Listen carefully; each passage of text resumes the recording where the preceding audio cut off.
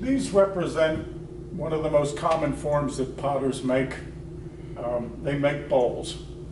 And personally, I'm not a great bowl maker, but I think of bowls much the way William Daley describes bowls, that bowls are the quintessential inside-outside piece, in that you can see the interior and you can see the exterior. The interior, though, really invites you into the piece depending on the form.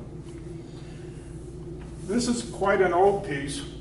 These two were pieces that I made expressly to fire in a wood-burning kiln, and it was my first, well, it was the second time I fired in a wood-burning kiln, but it's the first time I ever put bowls in a wood-burning kiln.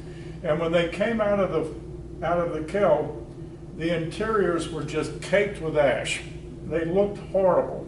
And that's one of the things about ceramics. You can get a treasure or you can get something that is a piece of trash.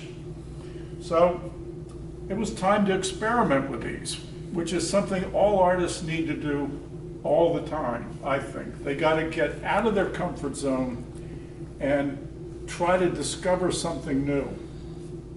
So with these two bowls, I got a metal scraper, which I went over to the sculpture studio and cut from a piece of steel that would roughly fit into the curve of the bowls, and I scraped as much of the ash out as possible. And then I put them into a gas-fired kiln and fired them again, and they came out treasures.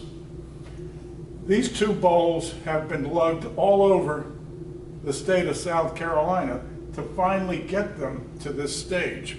Ceramics sometimes takes multiple firings, and an artist named Chuck Hines, who makes these remarkable non-functional teapots, often fires his pieces in wood 4 and 5 times. You do what it takes to get the end result. Sometimes it ends up breaking because it can't take that many firings, and other times it turns out just the way you wanted. Great. Now, David, let's talk about these pieces here, which you have 6 pieces, 2 in pairs. I'm talking about the vessels on the shelves, and they have some representation of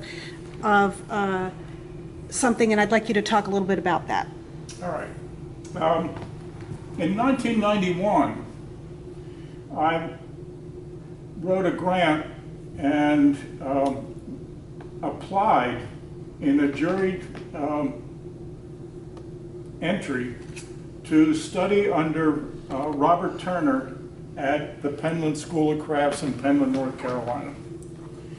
And it was without a doubt a revelation for me, because Turner was such an incredibly brilliant man, and anything Turner would say, you felt like you better have a paper and pencil to write it down, and he didn't speak much. So anyway, these two jars on this side, on the left, came from a number of years after the Penland experience, and I produced a series of these jars and teapots that I thought looked like the North Carolina, roughly like the North Carolina mountains. And it was that time at Penland in the mountains that inspired these pieces, and the interaction with Robert Turner. The big difference between these mountains and mountains in the west is the mountains in the east are covered with trees. It's like the difference between a man or a woman with a full head of hair and that same person with their head shaved. They don't look the same. So these two jars sort of represent what I was thinking earth forms looked like in the east. In about 1996, I took a group of students to the Ghost Ranch in the desert mountains of northern New Mexico, about 150 miles north of Santa Fe, in a town called Abiquiu. And at the Ghost Ranch, we took a number of trips to Pueblo and Anasazi ruins, and that's where these pieces were inspired. And these are two from that series. And note my color change. Although this is an earth color, I've lightened my palette because the colors of New Mexico, they call it Land of Enchantment, and they're not kidding. There are so many colors in the earth in New Mexico that it's mind-boggling. It really is.